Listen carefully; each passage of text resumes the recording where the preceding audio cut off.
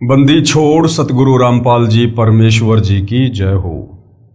परमपिता परमात्मा सारी सृष्टि के रचनहार, कुल मालिक, असंख्य ब्रह्मांडों के स्वामी, जगत गुरु, तीनों लोकों में प्रवेश करके सबका धारण पोषण करने वाले, राजाधिराज, आत्माधार, नाथों के नाथ, देवों के देव, महादेव, सर्वेश्वर, महेश्वर, मृत्युंजय, अजरो अमर, आदि अनादि, सनातनी प्रभु, जगत पिता जगदीश्वर, श्री श्री 1008 की उपाधि के वास्तविक अधिकारी, अकाल मूर्त, शब्द स्वरूपी राम, वासुदेव, सर्वगतम ब्रह्म, परम पूज्य, प्रथम पूज्य, परम संत, परम पुरुष, परम धनी, परम दयालु, सत्य कबीर, हक्का कबीर, अल्लाहु कबीर, अल्लाहु अकबर, बाखबर, अल्लाह ताला, जगत के तारणहार, जगत के मुक्तिदाता, जगत के जगन्नाथ, हारे के सहारे, हिंदुओं के राम, मुसलमानों के अल्लाह, सिखों के वाहिगुरु, ईसाइयों के मसीह, दया के सागर दयानिधि, करुणा के सागर करुणानिधि, स्वयंभू परिभू, संकट मोचन, कष्ट हरण, मंगल करण, दुख भंजन, अविगत कबीर, निर्विकार निर्विषम परमात्मा, अलय अलेख सतगुरु, आदि अनादि सतगुरु, असली मर्यादा पुरुषोत्तम, असली राम, असली कृष्ण, असली घनश्याम, असली मुरारी, राजाओं के राजा, महाराजाओं के महाराजा, शहंशाहों के शहंशाह, सम्राटों के सम्राट, भगवानों के भगवान, अल्लाहों के अल्लाह, प्रभुओं के प्रभु, मसीहों के मसीह, सच्चे वाहिगुरु, बाबाओं के बाबा, पीरों के पीर, सेठों के सेठ, जगत सेठ, सावरसा सेठ, सर्वगुण संपन्न, अनंत कोटि कलाओं के स्वामी, अनंत कोटि ब्रह्मांडों के नायक, योगियों में महायोगी, ध्यानियों में महाध्यानी, सिद्धों में परम सिद्ध, ज्ञानियों में तत्व ज्ञानी, ब्रह्म ज्ञानी, महाज्ञानी, परम ज्ञानी, सर्वश्रेष्ठ ज्ञानी, विज्ञानी, युवा कबीर, समर्थ कबीर, असमवात, अमित ओजा, सच्चे रहनुमा, करीम अल्लाह, सुभान अल्लाह, दुनिया के अंतिम पैगंबर, 8 सितंबर 1951 से गांव धनाना, जिला सोनीपत, हरियाणा, भारतवर्ष की पावन भूमि पे प्रकट रियल कल्कि भगवान श्री नारायण साकार हरि, श्री बाबा साहिब, नूर अनंत परमात्मा, सच्चे दरवेश, सच्चे बाखबर, संत श्रोमणी सतगुरु रामपाल जी परमेश्वर जी के चरण कमल में आप और हम सभी भाई बहनों का अनंत कोटि दंडवत प्रणाम। सत्साई भाई और बहनों, बहुत बड़ी दया, बहुत बड़ी मेहर पूज्य गुरुदेव भगवान की, परमेश्वर रामपाल जी की, जिनके शुभ आशीर्वाद से, विशेष आशीर्वाद से, उन्हीं के सत्संगों के संग्रह के ऊपर बन चुकी पवित्र आध्यात्मिक पुस्तक कबीर बड़ा या कृष्ण के ऊपर वीडियो बनाने की श्रृंखला जारी है। इसी श्रृंखला में आज हमारा ये 22वें नंबर का वीडियो है। इस पवित्र पुस्तक कबीर बड़ा या कृष्ण को विशेषकर हिंदू समाज के श्रद्धालु यदि धैर्य पूर्वक, निष्पक्ष होकर, रुचि लेकर सुन लेंगे, पढ़ लेंगे, समझ लेंगे तो सदियों पुराना रोग कट जाएगा। कौन सा रोग है? परमात्मा प्राप्ति वाला। जिस परमेश्वर की प्राप्ति के लिए सतयुग, त्रेता युग, द्वापर युग और कलयुग की शुरुआत में साधु संत, महात्मा, ऋषि, भगत जन, जिन्होंने अपना सर्वस्व कुर्बान कर दिया, अपने शरीर, घर, परिवार आदि की भी जिन्होंने कोई परवाह नहीं की, लेकिन उसके बावजूद भी परमेश्वर तो छोड़िए, वो परमेश्वर की छाया तक के दर्शन नहीं कर पाए। अब भाई और बहनों, वो समस्या बिल्कुल जड़ से समाप्त हो जाएगी यदि आपने इस पवित्र पुस्तक कबीर बड़ा या कृष्ण को ध्यानपूर्वक सुन लिया और समझ लिया तो।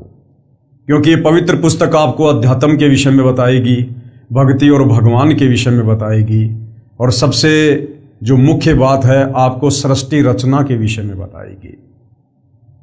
क्योंकि सृष्टि रचना को समझे बिना हम कभी भी किसी भी सदग्रंथ को नहीं समझ सकते। चाहे हम संस्कृत के प्रकांड विद्वान हैं, चाहे अंग्रेजी भाषा के ज्ञाता हैं, यदि हमने सृष्टि रचना को अच्छे से नहीं समझा तो हम किसी भी धर्म के धर्म ग्रंथ को नहीं समझ सकते। तो भाई और बहनों, इस पवित्र पुस्तक के ऊपर 21 वीडियो बन चुके हैं। आज हमारा 22वें नंबर का वीडियो है। मामला जो चल रहा है वो जनता की अदालत में है। मुकदमा है कबीर बड़ा या कृष्ण। श्री कृष्ण और विष्णु की तरफ से पैरवी करने के लिए उनके जो वकील साहिबान हैं वो सभी हिंदू धर्म गुरु हैं।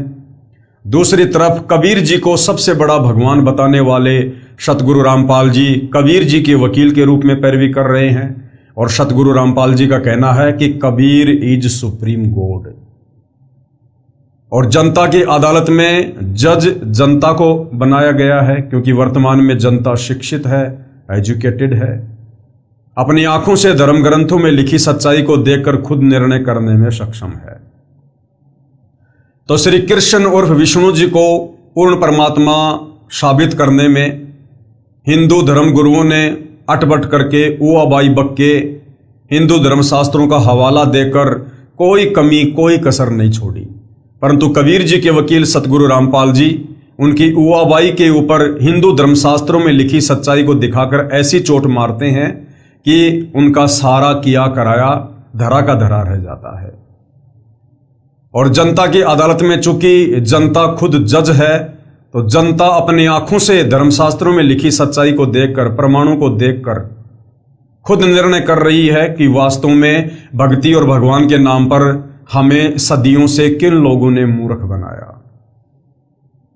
तो जैसे जैसे हिंदू धर्म से जुड़ी जनता अपने पवित्र सदग्रंथों में छुपे गूढ़ रहस्यों से परिचित होती जा रही है, उस आधार से अध्यात्म में रुचि लेते हुए सतगुरु रामपाल जी से तरह तरह के सवाल जवाब कर रही है। जिन सवालों के जवाब हिंदू धर्म गुरु सदियों से नहीं दे पा रहे थे, ना वर्तमान में दे पा रहे हैं, जो सवाल एक पहेली बन चुके थे श्रद्धालुओं के लिए, अब सतगुरु रामपाल जी उन पहेलियों को धर्मशास्त्रों को दिखा दिखाकर सुलझा रहे हैं और जनता को भी आनंद आ रहा है। तो आगे जब श्री कृष्ण उर्फ विष्णु जी के वकील हिंदू धर्म गुरुओं ने देखा कि हमारी तो बिल्कुल भी दाल नहीं गल रही है, तो उन्होंने और अटबट करनी शुरू कर दी। और श्री कृष्ण जी के वकील हिंदू धर्म गुरुओं ने कोर्ट में कबीर जी के वकील सतगुरु रामपाल जी से क्या सवाल किया। कृष्ण जी के वकील यानी हिंदू धर्म गुरुओं ने फिर क्या कुछ कहा श्री कृष्ण उर्फ विष्णु जी को पूर्ण परमात्मा घोषित करते हुए। श्री कृष्ण जी ने मोर ध्वज राजा के पुत्र ताम्र ध्वज को जीवित किया था, जो आरे यानी लकड़ी काटने वाले हत्थे से बीचों बीच चीर कर दो फाड़ कर दिया था, मर गया था। क्या इनमें शक्ति नहीं है? हिंदू धर्म गुरु कह रहे हैं कि हमारे श्री कृष्ण जी ने राजा मोर ध्वज के पुत्र ताम्र ध्वज को बीचों बीच आरे से चीरकर, जिसकी दो फाड़ हो चुकी थी, जो बिल्कुल खत्म हो चुका था, अपनी शक्ति से उसको जीवित कर दिया था। तो क्या श्री कृष्ण अर्थात विष्णु में शक्ति नहीं है? तो कबीर जी के वकील सतगुरु रामपाल जी ने किस प्रकार से हिंदू धर्म गुरुओं के अज्ञान के ऊपर तत्व ज्ञान का प्रहार किया और समझाया कि इसका क्या रहस्य था। परमेश्वर कबीर जी के वकील यानी सतगुरु रामपाल जी फिर क्या कुछ कह रहे हैं। श्री कृष्ण जी ने राजा मोर ध्वज के पुत्र ताम्र ध्वज को तो जीवित कर दिया, परंतु अपने सगे भांजे सुभद्रा पुत्र अभिमन्यु को जीवित नहीं कर सके, जो महाभारत के युद्ध में छोटी उम्र में ही मारा गया था और पांडवों का एकमात्र पुत्र था। अब सतगुरु रामपाल जी ने हिंदू धर्म गुरुओं से कहा कि भाई, तुम्हारे श्री कृष्ण उर्फ विष्णु जी ने मोर ध्वज के पुत्र ताम्र ध्वज को बीचों बीच आरे से चिरवाकर और वापस जीवित कर दिया, जिंदा कर दिया, लेकिन वही तुम्हारा कृष्ण उर्फ विष्णु महाभारत युद्ध के समय जब उसका सगा भांजा अभिमन्यु चक्रव्यूह में मारा गया था, उस समय अपने भांजे को जीवित क्यों नहीं कर पाया? सुभद्रा रो रही थी, श्री अर्जुन जी रो रहे थे, लेकिन श्री कृष्ण जी कुछ नहीं कर पाए। अब इस बात का जवाब हिंदू धर्म गुरुओं के पास नहीं। तो जनता ने कहा कि महाराज जी फिर आप ही बताओ इसका क्या कारण है। तो कबीर जी के वकील सतगुरु रामपाल जी ने किस प्रकार से शंका समाधान किया, क्या कहा? कारण स्पष्ट है कि श्री कृष्ण अर्थात श्री विष्णु जी समर्थ परमात्मा नहीं है।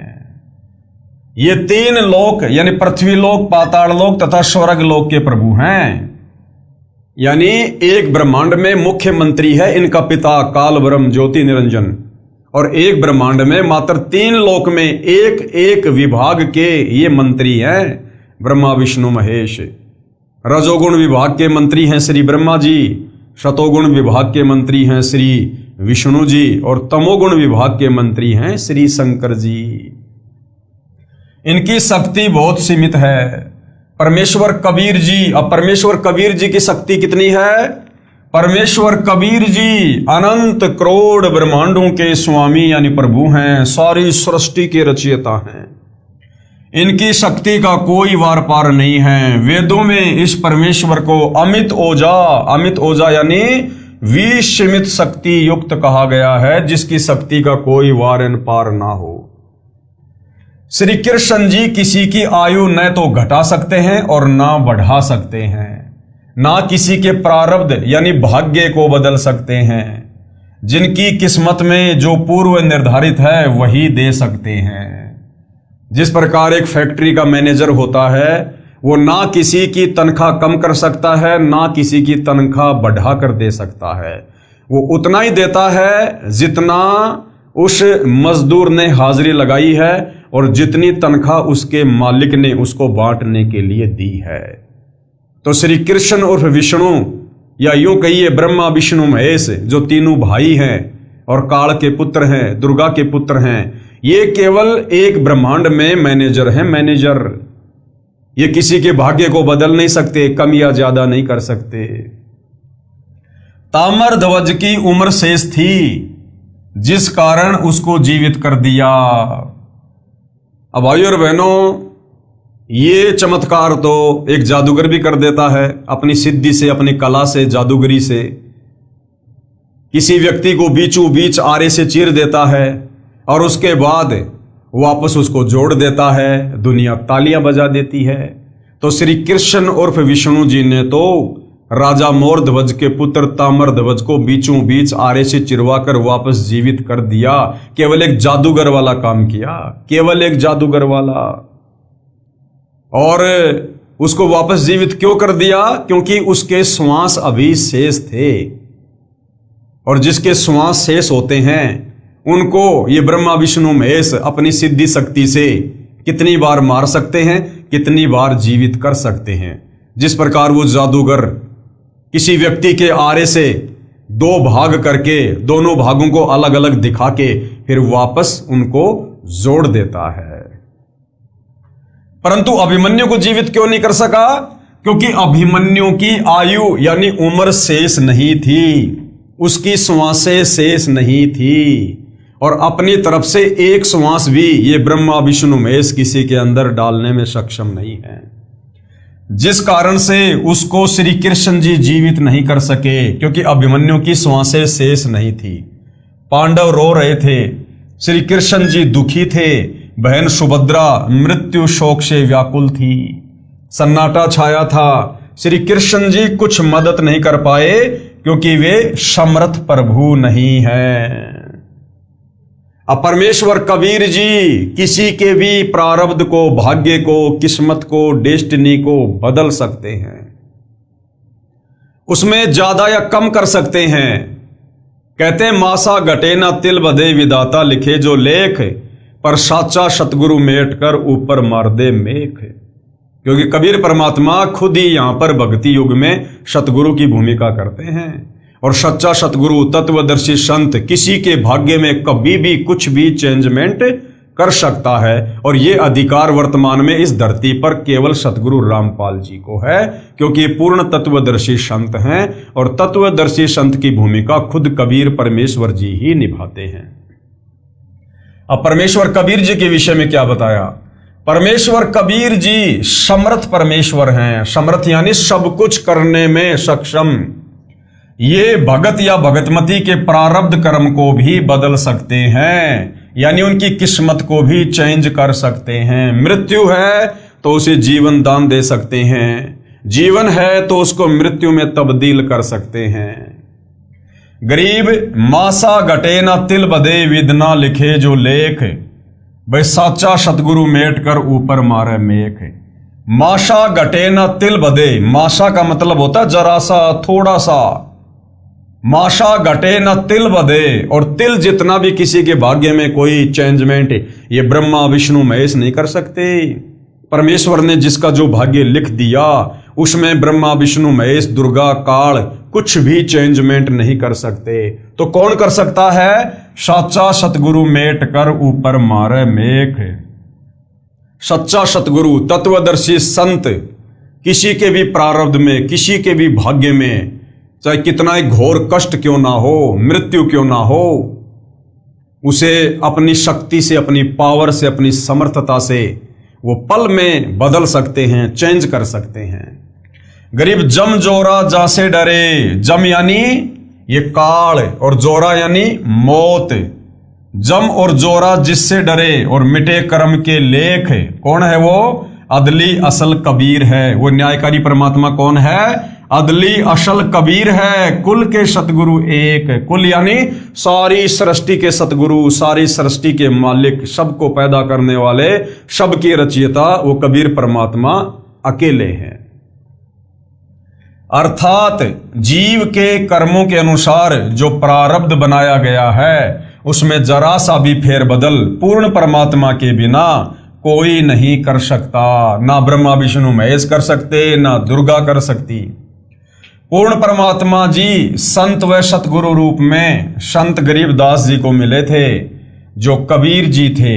इसलिए कहा है कि साचा सतगुरु यानी कबीर परमेश्वर जी प्रारब्ध यानी भाग्य के लेख को ऊपर मारे मेख यानी सदा के लिए समाप्त कर देता है। भगत भगतमती की आयु भी बढ़ा सकता है। वेदों में लिखा हुआ है कि वो परमात्मा अपने साधक के, अपने भगत के, यदि उसके प्रारब्ध में मृत्यु हो, परमेश्वर उसको टालकर 100 साल की उम्र भी लिख देता है। मुर्दे को जीवित कर देता है। वेदों में भी यही प्रमाण है। कौन से वेद में और कहां प्रमाण है? ऋग्वेद मंडल नंबर 10 सूक्त नंबर 161 मंत्र नंबर 2 में कहा है कि परमेश्वर अपने साधक के असाध्य रोग को भी समाप्त करके स्वस्थ कर देता है। यदि साधक यानी भगत मृत्यु को प्राप्त होकर परलोक चला गया है तो उसको मृत्यु देवता से छुड़वाकर जीवित करके सत यानी 100 वर्ष की उम्र प्रदान कर देता है। ये अधिकार सृष्टि में केवल कबीर परमेश्वर जी को है। पेश है प्रमाण के लिए ऋग्वेद मंडल 10 सूक्त 161 मंत्र 2 की फोटोकॉपी। अब जनता की अदालत में जनता अपनी आंखों से सब कुछ देख रही है कि हमारे धर्म ग्रंथों में सब कुछ लिखा हुआ है, वेदों में, गीता में, लेकिन हमारे नादान धर्म गुरु तत्व ज्ञान के अभाव से हमें समझा नहीं पाए, बता नहीं पाए। तो ये श्लोक आप जियों की आंखों के सामने है भाई और बहनों। आप जी देख सकते हो, पढ़ सकते हो कि परमेश्वर क्या कर सकता है। अदालत में प्रमाणित करता हूं कि समर्थ परमेश्वर कबीर जी काशी वाला जुलाहा है। यानी जो कबीर परमात्मा आज से 650 साल पहले बनारस के काशी में लहरतारा तालाब पर एक शिशु रूप में कमल के विकसित फूल पर सह शरीर सतलोक से चलकर प्रकट हुए और 120 वर्ष तक उन्होंने काशी में रहकर लीला की, अपने तत्व ज्ञान का प्रचार प्रसार किया। तो ये कबीर परमात्मा वही है जो 650 साल पहले बनारस के काशी में आए थे और एक जुलाहा की भूमिका की। आप जी श्री कृष्ण और श्री विष्णु जी के वकील भी सुनो। यानी जनता की अदालत में सतगुरु रामपाल जी श्री कृष्ण जी की पैरवी कर रहे, श्री कृष्ण और विष्णु को जबरदस्ती पूर्ण परमात्मा घोषित करने में लगे हुए हिंदू धर्म गुरुओं को कह रहे कि आप भी सुनो कि वो परमात्मा क्या कर सकता है। श्री कृष्ण और श्री विष्णु जी के वकील भी सुनो। अमर कथाएं उस अमर परमेश्वर कबीर जी की, जुलाहे धानक की। श्री कृष्ण जी ने राजा मोर ध्वज के पुत्र तामर ध्वज को जीवित किया। इसी प्रकार कबीर परमेश्वर जी ने सम्मन के लड़के शेऊ को जीवित किया। कथा इस प्रकार है। अब यह है अमर कथा जो हमारे नादान धर्म गुरु नहीं जानते थे। नेकी शेऊ सम्मन के बलिदान की कथा।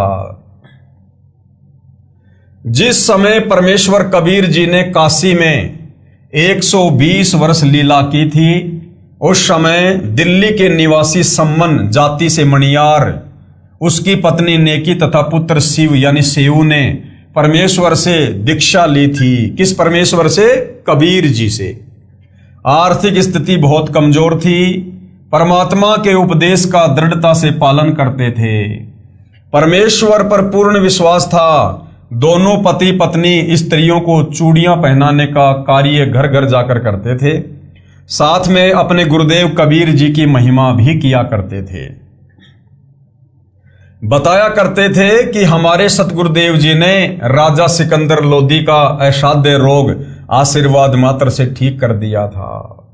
राजा सिकंदर लोदी उस समय मुसलमान बादशाह था और उसको एक असाध्य रोग था, जलन का रोग। बहुत ज्यादा पीड़ा होती थी। सर्व हिंदू धर्मगुरुओं से, मुसलमान पीरों से अपना इलाज करवाया, देश के टॉप मोस्ट वैद्य बुलवाए, परंतु किसी प्रकार का कोई लाभ, कोई भी राहत उसको नहीं मिल पाई, क्योंकि उसके प्रारब्ध में था, उसके पाप कर्मों के कारण। और जैसे उसे काशी वाले कबीर जुलाहे के विषय में पता चला और जब वो उनकी शरण में गया तो कबीर परमेश्वर जी ने आशीर्वाद मात्र से उसके असाध्य जलन के रोग को छू मंत्र कर दिया। बादशाह सिकंदर ने स्वामी रामानंद जी की गर्दन काट दी थी। उसको सतगुरु कबीर जी ने धड़ पर गर्दन जोड़कर जीवित कर दिया। एक कमाल नाम का लड़का मर गया था। उसके कबीले वालों ने अंतिम संस्कार रूप में दरिया में प्रवाह कर दिया था। शेख तकी, जो राजा सिकंदर जी का धर्मगुरु, उसको विश्वास नहीं था कि रामानंद जी की गर्दन काटने के पश्चात भी कबीर जी ने जीवित कर दिया। वह राजा से कहता था कि कबीर जंतर मंत्र जानता है और कुछ नहीं, मुर्दे कभी जिंदा होते हैं, मेरे सामने कोई मुर्दा जिंदा करे तो मानूं। राजा सिकंदर को कबीर जी पर पूर्ण विश्वास था, क्योंकि अपनी आंखों से वो चमत्कार देख चुका था। क्योंकि वह तो रोग से महादुखी था तथा रामानंद स्वामी जी को अपने हाथों से कत्ल किया था, उसके सामने कबीर जी ने जीवित किया था। शेख तकी की भी दरिया पर उपस्थित था। मुर्दे को देखकर कहा कि यदि मेरे सामने इस मुर्दे को जीवित कर दे तो मैं कबीर को अल्लाह का नबी मान लूंगा। कबीर जी ने कहा, हे शेख तकी जी, आप भी बड़े पहुंचे हुए पीर हो, आप कोशिश करो, बाद में कहोगे कि मैं भी जिंदा कर देता। उपस्थित सर्व मंत्रियों और बादशाह ने भी यही कहा कि आप कौन सी छोटी हस्ती हो, कर दो काम। शेख तकी ने शर्म के मारे जंतर मंत्र किए, परंतु व्यर्थ। कहा कि मुर्दे जिंदा नहीं हुआ करते, कबीर तो चाहता है कि मुर्दा बहकर दूर चला जाए और इज्जत रह जाए। वह चला गया मुर्दा। कबीर जी ने अपने हाथ का संकेत किया और कहा, मुर्दा वापस आओ। इंजन वाली नाव के समान बालक का शव वापस आ गया। कबीर जी ने कहा, हे जीवात्मा जहां भी है, कबीर हुक्म से शव में प्रवेश कर और बाहर आओ। उसी समय वह 12 वर्षीय बालक जीवित होकर दरिया से बाहर आ गया। उपस्थित दर्शकों ने कहा, कबीर जी कमाल कर दिया, और बालक का नाम कमाल रख दिया। परमात्मा कबीर जी ने उस कमाल बालक को अपने घर बच्चे की तरह पाला। शेख तकी शर्म से पानी पानी हो गया, परंतु माना नहीं। कहने लगा कि बालक को तो सदमा हुआ था, गलती से मरा हुआ मानकर जल प्रवाह कर दिया था। जब मानो मेरी बेटी कई दिनों से कब्र में दबा रखी है, वह मृत्यु को प्राप्त हो चुकी है, उसको कबीर जीवित कर दे। शेख तकी ने कहा कि मेरी बेटी पिछले 10-12 वर्षों से जो मर चुकी है वो कब्र में दबाई हुई है, अब तक तो वो लाश भी सड़ गई होगी, कीड़े पड़ गए होंगे। मैं कबीर को उस समय अल्लाह का नबी मानूंगा जब ये मेरी बेटी को जीवित कर दे। परमेश्वर कबीर जी ने कहा कि 2 दिन बाद तेरी बेटी को जीवित कर दूंगा। आसपास के गांव तथा दिल्ली में मुनादी करवा दो कि सब आकर देखें। ऐसा ही किया गया, कब्र तोड़ दी गई। कबीर परमेश्वर जी ने कहा, शेख जी प्रयत्न करो, कहीं बाद में कहो कि लड़की सदमे में थी। उपस्थित जनता ने कहा कि कबीर जी, यदि शेख तकी में शक्ति होती तो अपनी बेटी को कोई कैसे मरने देता, आप कोशिश करो। कबीर जी ने कहा कि हे शेख तकी की बेटी, जीवित हो जा। लड़की जीवित नहीं हुई। क्यों नहीं हुई? क्योंकि परमात्मा दुनिया के सामने शेख तकी की जो असलियत थी, जो वास्तविकता थी, उसको लाना चाहते थे कि ये कितना नीच और घटिया इंसान है और ईर्ष्या की आग में कितना जल रहा है। तो कबीर परमेश्वर जी ने कहा कि हे शेख तकी की बेटी, जीवित हो जा। लड़की जीवित नहीं हुई, ऐसा 2 बार कहा। लड़की जीवित नहीं हुई। शेख तकी को अपनी बेटी के जीवित न होने का दुख नहीं, बल्कि कबीर जी की हार की खुशी मनाने लगा और ताली बजाते हुए नाचने लगा। कबीर जी ने कहा, हे जीवात्मा, जहां भी हो, कबीर हुक्म से अपने शरीर में प्रवेश कर और कब्र से बाहर आओ। कहने की देरी थी, उसी समय 12 वर्षीय कन्या के शरीर में हलचल हुई और लड़की उठकर बाहर आई और कबीर जी को दंडवत प्रणाम किया। परमेश्वर कबीर जी ने कहा कि हे शेख तकी की बेटी, अपने पिता के साथ घर जाओ। शेख तकी ने भी बेटी का हाथ पकड़ा और घर चलने को कहा। कन्या का नाम कमाली रखा, क्योंकि उपस्थित जनता ने कहा कमाल है, इसलिए कमाली नाम रखा। अब शेख तकी की लड़की कमाली ने क्या कहा? कमाली ने कहा कि शेख तकी की ओर से तो मैं यमराज के पास जा चुकी थी, यानी अपने पिता की ओर से तो मैं मर चुकी थी। अब तो मैं अल्लाह कबीर की बेटी हूं।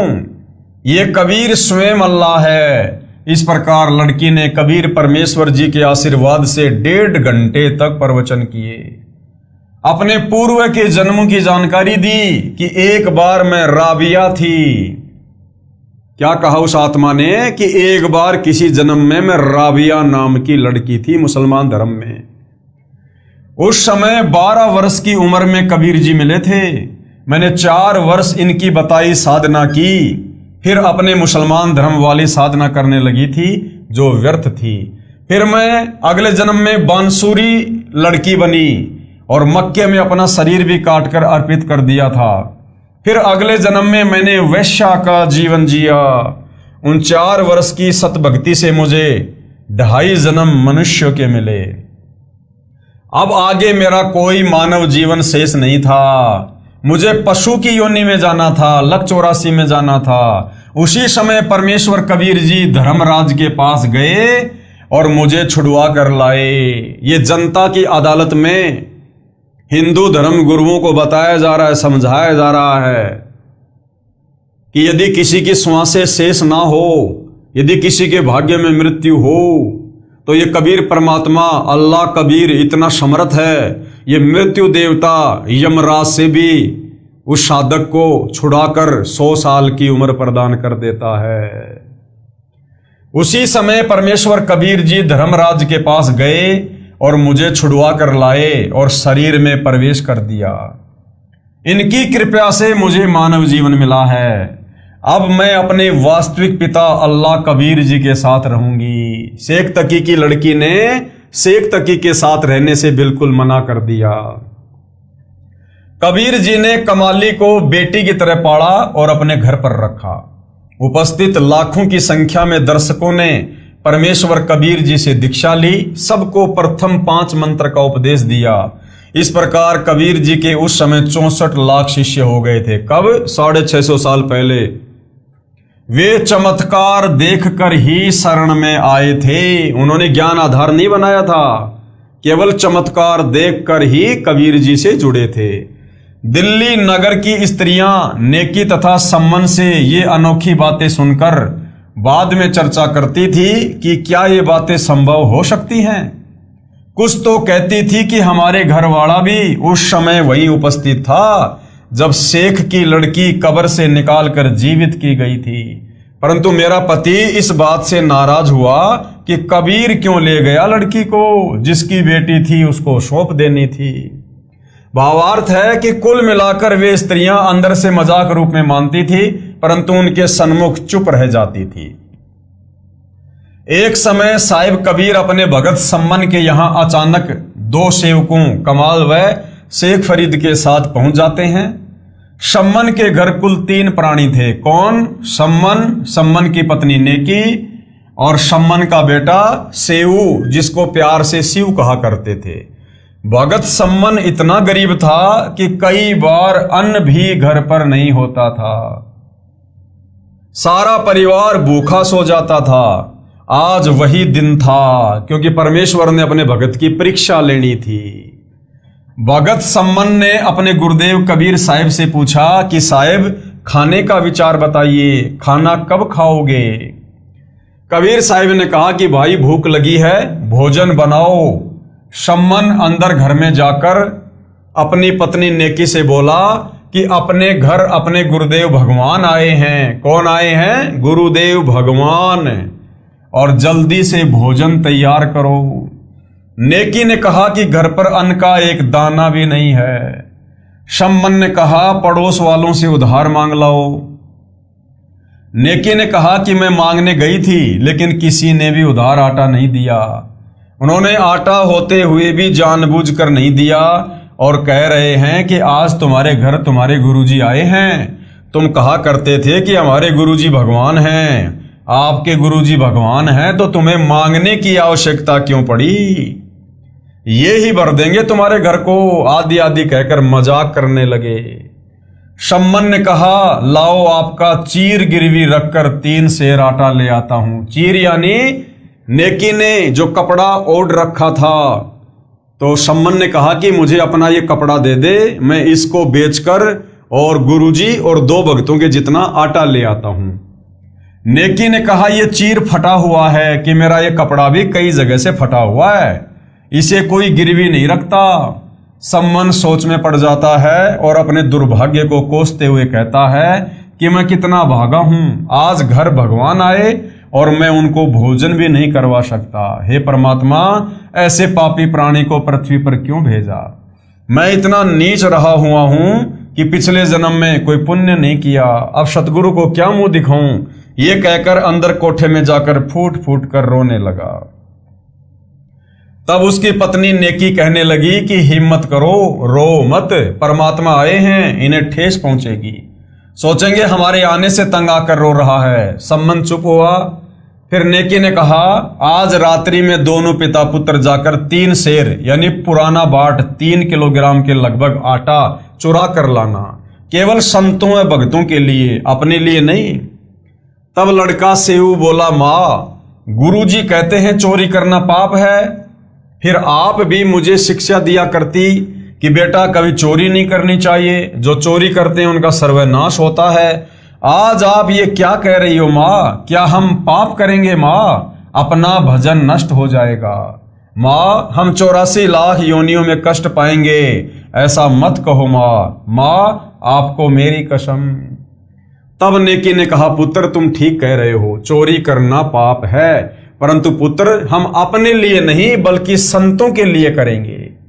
जिस नगर में निर्वाह किया है इनकी रक्षा के लिए चोरी करेंगे। नेकी ने कहा बेटा ये नगर के लोग अपने से बहुत चिढ़ते हैं, हमने इनको कहा था कि हमारे गुरुदेव कबीर साहिब पूर्ण परमात्मा पृथ्वी पर आए हुए हैं।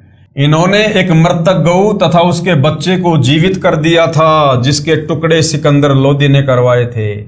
एक लड़के तथा एक लड़की को जीवित कर दिया। सिकंदर लोदी राजा का जलन का रोग समाप्त कर दिया तथा श्री स्वामी रामानंद जी कबीर साहिब के गुरुदेव को सिकंदर लोदी ने तलवार से कत्ल कर दिया था, वे भी कबीर साहिब ने जीवित कर दिए थे। इस बात का ये नगर वाले मजाक कर रहे हैं और कहते हैं कि आपके गुरु कबीर तो भगवान हैं, तुम्हारे घर को भी अन्न से भर देंगे, फिर क्यों अन्न यानी आटे के लिए घर घर डोलती फिरती हो। बेटा ये नादान प्राणी हैं, यदि आज साहिब कबीर इस नगरी का अन्न खाए बिना चले गए तो काल भगवान भी इतना नाराज हो जाएगा कि कहीं इस नगरी को समाप्त ना कर दे। हे पुत्र इस अनर्थ को बचाने के लिए अन्न की चोरी करनी है। हम नहीं खाएंगे, केवल अपने सतगुरु तथा आए भक्तों को प्रसाद बनाकर खिलाएंगे। ये कहकर नेकी की आंखों में आंसू भर आए और कहा पुत्र नाटियो मत यानी मना मत करना। तब अपनी माँ की आंखों के आंसू पोंछता हुआ लड़का सेऊ कहने लगा माँ रो मत, आपका पुत्र आपके आदेश का पालन करेगा। माँ आप तो बहुत अच्छी हो ना। अर्धरात्रि के समय दोनों पिता यानी सम्मन और पुत्र सेऊ चोरी करने के लिए जाते हैं। एक सेठ की दुकान की दीवार में छिद्र किया। सम्मन ने कहा कि पुत्र मैं अंदर जाता हूं, यदि कोई व्यक्ति आए तो धीरे से कह देना मैं आपको आटा पकड़ा दूंगा और लेकर भाग जाना। सेव ने कहा, नहीं पिताजी, मैं अंदर जाऊंगा। यदि मैं पकड़ा भी गया तो बच्चा समझकर माफ कर दिया जाऊंगा। सम्मन ने कहा, पुत्र, यदि आपको पकड़कर मार दिया तो मैं और तेरी मां कैसे जीवित रहेंगे। सेव प्रार्थना करता हुआ छिद्र द्वार से अंदर दुकान में प्रवेश कर जाता है तथा सम्मन कहता है कि पुत्र, केवल 3 सेर आटा लाना, अधिक नहीं। लड़का सेव लगभग 3 सेर आटा अपनी फटी पुरानी चद्दर में बांधकर चलने लगता है तो अंधेरे में तराजू के पलड़े पर पैर रख गया। जोरदार आवाज हुई जिससे दुकानदार जाग जाता है और सेव को चोर चोर करके पकड़कर रस्से से बांध देता है। इससे पहले सेव वह चद्दर में बंधा हुआ आटा उस छिद्र से बाहर फेंक देता है और कहता है कि पिताजी, मुझे सेठ ने पकड़ लिया है, आप आटा ले जाओ और सतगुरु व भक्तों को भोजन करवाना, मेरी चिंता मत करना। आटा लेकर सम्मन घर पर गया तो सेव को न पाकर नेकी ने पूछा, लड़का कहाँ है। सम्मन ने कहा, उसे सेठ जी ने पकड़कर थांब से बांध दिया। नेकी ने कहा कि आप वापस जाओ और लड़के सेव का सिर काट कर लाओ, क्योंकि लड़के को पहचान कर अपने घर पर लाएंगे। फिर सतगुरु को देखकर नगर वाले कहेंगे कि ये है जो चोरी करवाते हैं। हो सकता है सतगुरु देव को परेशान करें, हम पापी प्राणी अपने दाता को भोजन के स्थान पर कैद न करवा दें। ये कहकर मां अपने बेटे का सिर काटने के लिए अपने पति से कह रही है, वह भी गुरुदेव जी के लिए। सम्मन ने हाथ में लंबा छुरा लिया तथा दुकान पर जाकर कहा, बेटा सेव, एक बार गर्दन बाहर निकाल, कुछ जरूरी बातें करनी है। कल तो हम नहीं मिल पाएंगे, हो सकता है ये आपको मरवा दें। तब सेव उस सेठ यानी बनिए से कहता है कि सेठ जी, बाहर मेरा बाप खड़ा है, कोई जरूरी बात करना चाहता है, कृपया करके मेरे रस्से को इतना ढीला कर दो कि मेरी गर्दन छेद से बाहर निकल जाए। सेठ ने उसकी बात को स्वीकार करके रस्सा इतना ढीला कर दिया कि गर्दन आसानी से बाहर निकल गई। सेव ने कहा, पिताजी, मेरी गर्दन काट दो, यानी परमात्मा ने दोनों तरफ से प्रेरणा कर दी। सेव ने कहा कि पिताजी, मेरी गर्दन काट दो, यदि आप मेरी गर्दन नहीं काटोगे तो आप मेरे पिता नहीं हो। मुझे पहचान कर घर तक सेठ पहुंचेगा, राजा तक इनकी पहुंच है, ये अपने गुरुदेव को मरवा देगा। पिताजी, हम क्या मुख दिखाएंगे। सम्मन ने एकदम कर्द मारी और सिर काट कर घर ले गया। सेठ ने लड़के का कत्ल हुआ देखकर उसके शव को घसीटकर साथ ही एक पजावा, ईंट पकाने का भट्टा था, उस खंडर में डाल गया। जब नेकी ने सम्मन से कहा कि आप वापस जाओ और लड़के का धड़ भी बाहर मिलेगा, उठा कर लाओ। जब सम्मन दुकान पर पहुंचा, उस समय तक सेठ ने उस दुकान की दीवार के छिद्र को बंद कर लिया था। सम्मन ने शव की घसीट यानी चिन्हों को देखते हुए शव के पास पहुंचकर उसे उठा लाया था और उठाकर अंदर कोठे में रखकर ऊपर पुराने कपड़े गुदर डाल दिए और सिर को अलमारी के ताक यानी एक हिस्से में रखकर खिड़की बंद कर दी। कुछ समय के बाद सूर्य उदय हुआ। नेकी ने स्नान किया, सतगुरु व भक्तों का खाना बनाया, सतगुरु कबीर साहिब जी से भोजन करने की प्रार्थना की। नेकी ने साहिब कबीर व दोनों भगत कमाल तथा शेख फरीद तीनों के सामने आदर के साथ 3 दोनों में यानी मिट्टी के बर्तनों में भोजन परोस दिया। साहिब कबीर जी ने कहा, इसे 6 दोनों में डालकर आप तीनों भी साथ में बैठो, ये प्रेम प्रसाद पाओ। बहुत प्रार्थना करने पर भी साहिब कबीर नहीं माने तो 6 दोनों में प्रसाद परोसा गया। 5 प्रसाद के लिए बैठ गए। तब साहिब कबीर जी ने कहा, आओ सेऊ जीम लो, ये प्रसाद प्रेम और शीश कटत हैं चोरों के भक्तों के नित अक्षेम। कबीर परमेश्वर जी ने कहा कि सेऊ आओ भोजन पाओ, जबकि सेऊ का तो शीश धड़ से अलग था।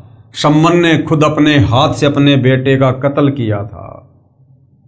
लेकिन कबीर परमेश्वर जी ने, समर्थ परमात्मा ने जो भाग्य को चेंज कर सकता है, उस परमेश्वर ने क्या कहा, आओ सेऊ जीम लो, ये भोजन प्रसाद और शीश कटत हैं चोरों के साधुओं के नित अक्षेम।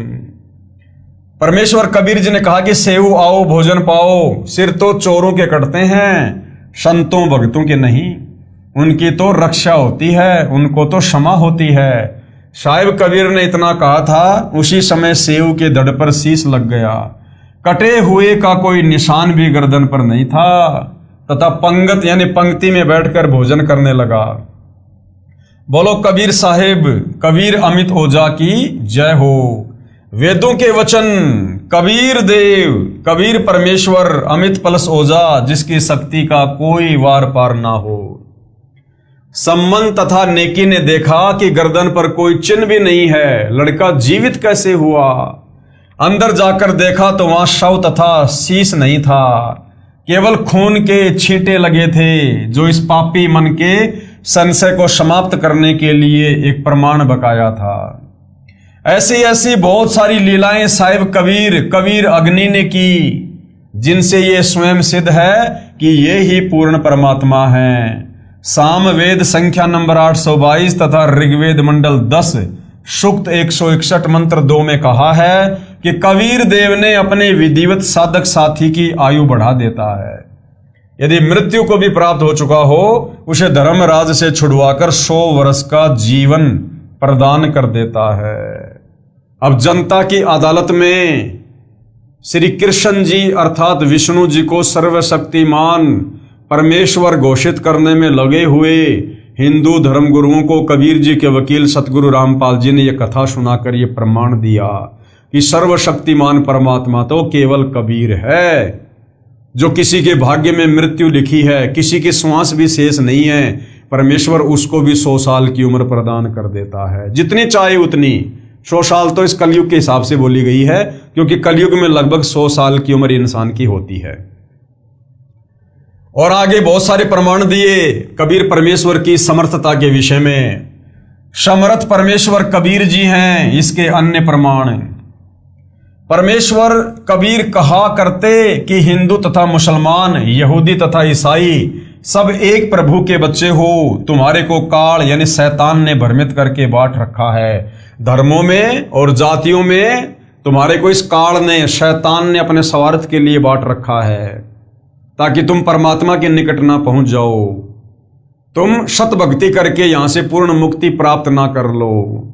क्योंकि इस काल को, शैतान को प्रतिदिन 1 लाख मानव शरीरधारी स्त्री या पुरुषों के सूक्ष्म शरीर से निकली वासना को खाने का श्राप लगा हुआ है, जिस कारण से ये हमें भक्ति और भगवान के नाम पर भ्रमित रखता है। एक बार दिल्ली के मुसलमान बादशाह सिकंदर लोदी को जलन का रोग हो गया।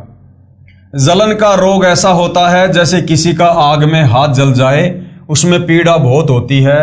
जलन के रोग में कहीं से शरीर जला दिखाई नहीं देता है, परंतु पीड़ा अत्यधिक होती है, उसको जलन का रोग कहते हैं। जब प्राणी के पाप बढ़ जाते हैं तो औषधि भी बेअसर हो जाती है। दिल्ली के बादशाह सिकंदर लोदी के साथ भी वही हुआ, क्योंकि वो जबरदस्ती हिंदुओं को उस समय मुसलमान बनाया करता था, और जो नहीं मानता था उसको कत्लेआम करवा दिया करता था। तो उसके उस समय के पाप कर्म और कुछ प्रारब्ध के पाप कर्म वो सामने आ गए, जिसके चलते उसे असाध्य जलन का रोग हो गया। सभी प्रकार की औषधि सेवन की, बड़े बड़े वैद्य बुला लिए और मुंह बोला इनाम रख दिया कि मुझे ठीक कर दो, जो मांगोगे वही दूंगा। दुख में व्यक्ति पता नहीं क्या संकल्प कर लेता है। सर्व उपाय निष्फल हुए। उसके बाद अपने धार्मिक काजी, मुल्ला, संतों आदि सबसे अपना आध्यात्मिक इलाज करवाया, परंतु सब असफल रहा। क्यों? क्योंकि प्रारब्ध में लिखे कष्ट को, संकट को, दुख को कबीर परमेश्वर के अलावा यहाँ ब्रह्मा, विष्णु, महेश, दुर्गा और काल भी चेंज नहीं कर सकते। जब हम दुखी हो जाते हैं तो हिंदू और मुसलमान नहीं कहते, फिर तो कहीं पर भी रोग कट जाए वहीं पर चले जाते हैं। और वैसे तो हिंदू कहते हैं कि मुसलमान बुरे और मुसलमान कहते हैं कि हिंदू बुरे। और बीमारी हो जाए तो फिर हिंदू और मुसलमान नहीं देखते, जब कष्ट आए तब तो कोई बुरा नहीं। जो मुसलमान बुरे हैं वे बुरे हैं, और जो हिंदू बुरे हैं वो हिंदू भी बुरे हैं, और दोनों में अच्छे भी हैं। हर मजहब में अच्छे और बुरे व्यक्ति होते हैं, लेकिन हम जीव हैं, हमारी कोई जाति व्यवस्था नहीं है। हमारी जीव जाति है, हमारा धर्म मानव है, परमात्मा को पाना है। हिंदू वैद्य तथा आध्यात्मिक संत भी बुलाए, स्वयं भी उनसे जाकर मिला और सबसे आशीर्वाद व जंत्र मंत्र करवाए, परंतु सर्व चेष्टा निष्फल रही, यानी सिकंदर लोदी का जलन का रोग ठीक नहीं हुआ। फिर किसी ने बताया कि काशी शहर में एक कबीर नाम का महापुरुष है, यदि वह कृपा कर दे तो आपका दुख निवारण अवश्य हो जाएगा। जब बादशाह सिकंदर लोदी ने सुना कि एक काशी के अंदर महापुरुष रहता है तो उसको कुछ कुछ याद आया कि वह तो नहीं जिसने गाय को भी जीवित कर दिया था। हजारों अंग रक्षकों सहित दिल्ली से काशी के लिए चल पड़ा।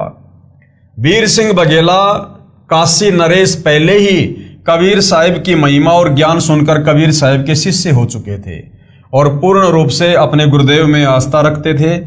उनको कबीर साहिब की समर्थता का ज्ञान था, क्योंकि कबीर परमेश्वर वहां पर बहुत लीलाएं कर चुके थे। जब सिकंदर लोदी बनारस गया तथा वीर सिंह से कहा कि वीर सिंह मैं बहुत दुखी हो गया हूं, अब तो आत्महत्या ही शेष रह गई है। यहां पर कोई कबीर नाम का संत है, आप तो जानते ही होंगे कि वह कैसा है। इतनी बात सिकंदर बादशाह के मुख से सुनी थी, काशी नरेश वीर सिंह की आंखों में पानी भर आया और कहा कि अब आप ठीक स्थान पर आ गए हो, अब आपके दुख का अंत हो जाएगा। बादशाह सिकंदर ने पूछा कि ऐसी क्या बात है। वीर सिंह ने कहा कि वह कबीर जी स्वयं भगवान आए हुए हैं, परमेश्वर स्वरूप हैं, यदि उनकी दया दृष्टि हो गई तो आपका रोग ठीक हो जाएगा। राजा सिकंदर ने कहा कि जल्दी बुला लाओ। काशी नरेश वीर देव सिंह बघेल ने विनम्रता से प्रार्थना की कि आपकी आज्ञा शिरोधार्य है, आदेश भिजवा देता हूं, लेकिन ऐसा सुना है कि संतों को बुलाया नहीं करते। यदि वे आ भी गए और रजा नहीं बख्शी तो भी आने का कोई लाभ नहीं, बाकी आपकी इच्छा। सिकंदर ने कहा कि ठीक है, मैं स्वयं ही चलता हूं, इतनी दूर आ गया हूं, वहां पर भी अवश्य चलूंगा। फिर आगे क्या हुआ, क्या समझा रहे हैं गुरुदेव अमर कथा में। सिकंदर लोदी बादशाह का असाध्य रोग ठीक करना। शाम का समय हो गया था और वीर सिंह को पता था कि इस समय कबीर साहिब यानी कबीर जी अपने औपचारिक गुरुदेव यानी मुंह बोले गुरुदेव स्वामी रामानंद जी के आश्रम में ही होते हैं। यह समय परमेश्वर कबीर जी का वहां मिलने का है। वीर देव सिंह बघेल काशी नरेश तथा सिकंदर लोदी दिल्ली के बादशाह दोनों स्वामी रामानंद जी के आश्रम के सामने खड़े हो गए। वहां जाकर पता चला कि कबीर साहिब अभी नहीं आए हैं, आने ही वाले हैं। वीर सिंह अंदर नहीं गए, बाहर सेवक खड़ा था, उससे ही पूछा। सिकंदर ने कहा कि तब तक आश्रम में विश्राम कर लेते हैं। राजा वीर सिंह ने स्वामी रामानंद जी के द्वारपाल यानी सेवक से कहा कि स्वामी रामानंद जी से प्रार्थना करो कि दिल्ली के बादशाह सिकंदर लोदी आपके दर्शन भी करना चाहते हैं और साहिब कबीर का इंतजार भी आपके आश्रम में ही करना चाहते हैं। सेवक ने अंदर जाकर रामानंद जी को बताया कि दिल्ली के बादशाह सिकंदर लोदी आए हैं। रामानंद जी मुसलमानों से घृणा करते थे। रामानंद जी ने कहा कि मैं इन मलेच्छों की शकल भी नहीं देखता, कह दो कि बाहर बैठ जाएगा। जब सिकंदर लोदी ने यह सुना तो क्रोध में भरकर, क्योंकि राजा में अहंकार बहुत होता है और वो तो दिल्ली का सम्राट था, कहा कि ये 2 कौड़ी का महात्मा और दिल्ली के बादशाह का अनादर कर सकता है तो साधारण मुसलमान के साथ ये कैसा व्यवहार करता होगा, इसको मजा चखाता हूं। स्वामी रामानंद जी अलग आसन पर बैठे थे। सिकंदर लोदी ने जाकर रामानंद जी की गर्दन तलवार से काट दी। वापस चल पड़ा और फिर उसको याद आया कि मैं जिस कार्य के लिए आया था वो काम अब पूरा नहीं होगा। कहा कि वीर सिंह देख मैं क्या जुल्म कर बैठा, मेरे बहुत बुरे दिन हैं, चाहता हूं अच्छा करना और होता है बुरा। कबीर साहिब के गुरुदेव की हत्या कर दी, अब वे कभी भी मेरे ऊपर दया दृष्टि नहीं करेंगे। मुझे तो ये दुख भोग कर ही मरना पड़ेगा, मैं बहुत पापी जीव हूं। ये कहता हुआ आश्रम से बाहर की ओर चल पड़ा। वीर सिंह अपने बादशाह के आगे क्या बोलता। जो ही आश्रम से बाहर आए कबीर साहिब आते दिखाई दिए। वीर सिंह ने कहा कि हे राजन, मेरे गुरुदेव कबीर साहब आ गए हैं। जो ही कबीर साहिब थोड़ी दूर रह गए, वीर सिंह ने जमीन पर लेटकर उनको दंडवत प्रणाम किया। सिकंदर बहुत घबराया हुआ था। अगर उसने ये जुल्म नहीं किया होता तो वो दंडवत नहीं करता, और दंडवत नहीं करता तो साहिब उस पर रजा भी नहीं बख्श पाते, क्योंकि ये नियम होता है।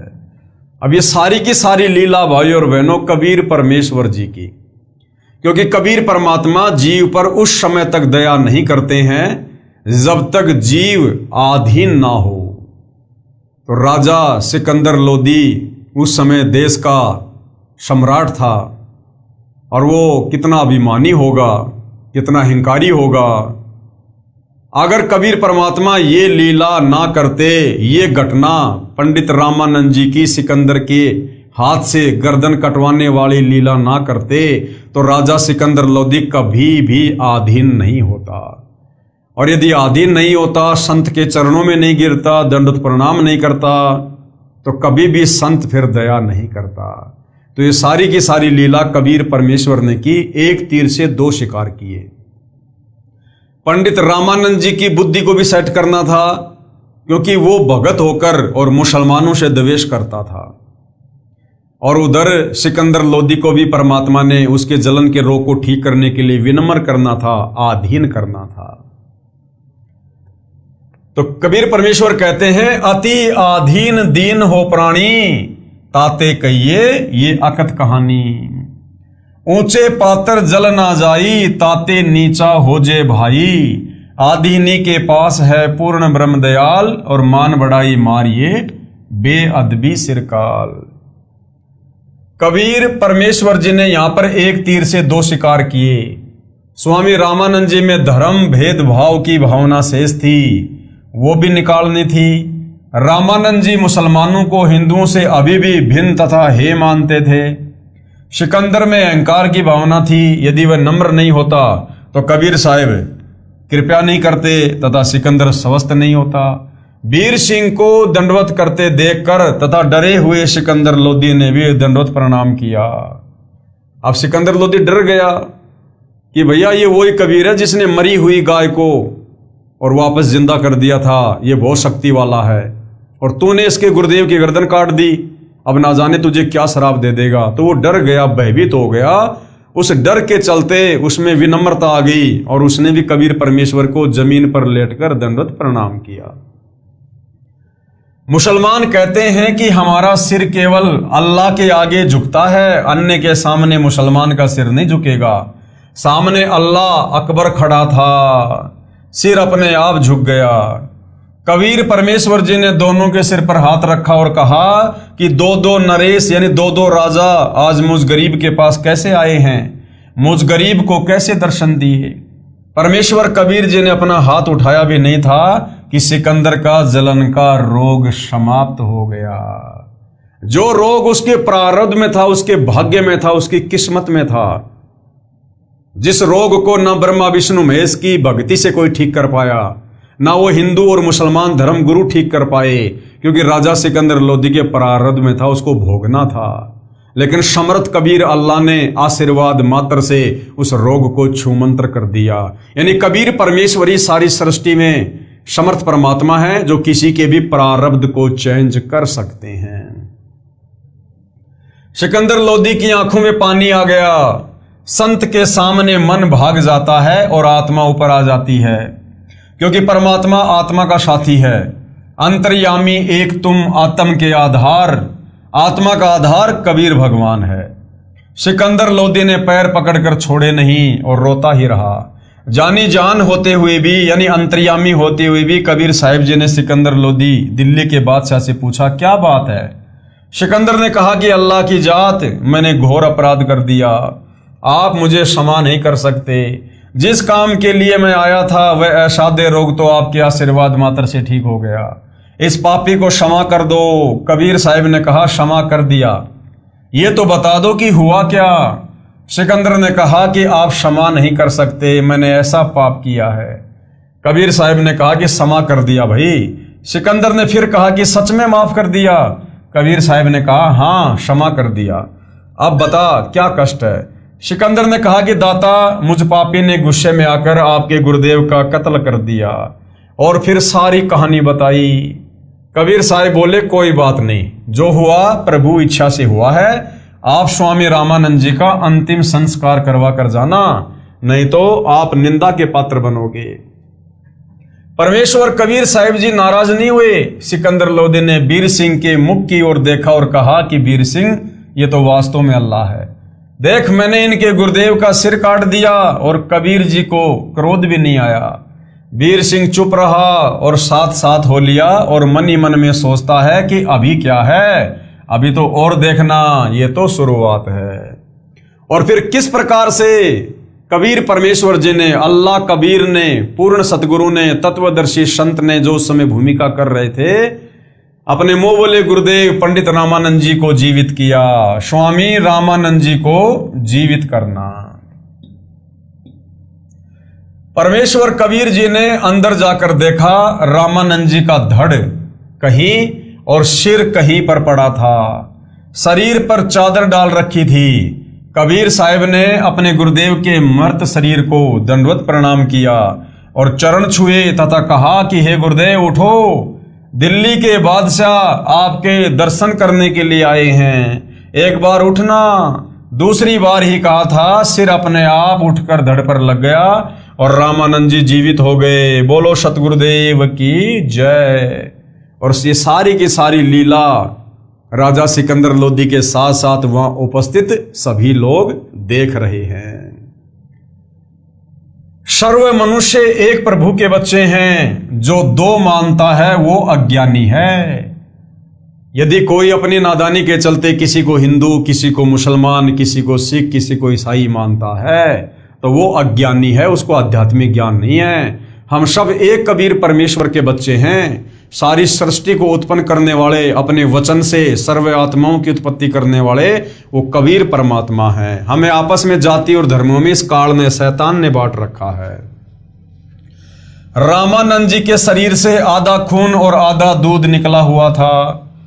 जब साहिब कबीर से स्वामी रामानंद जी ने कारण पूछा, हे कबीर प्रभु, मेरे शरीर से आधा रक्त और आधा दूध कैसे निकला है?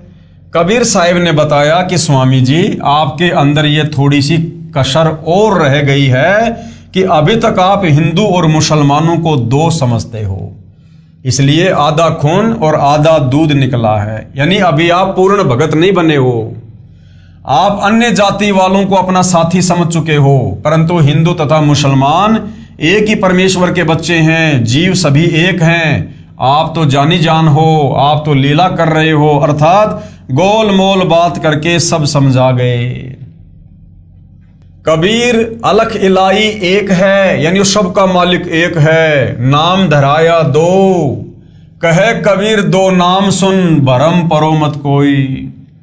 यानी वो सारी सृष्टि का मालिक एक ही है। जब वो इस धरती पर आता है, गुरु की भूमिका करता है, तो भिन्न भिन्न नाम से आता है।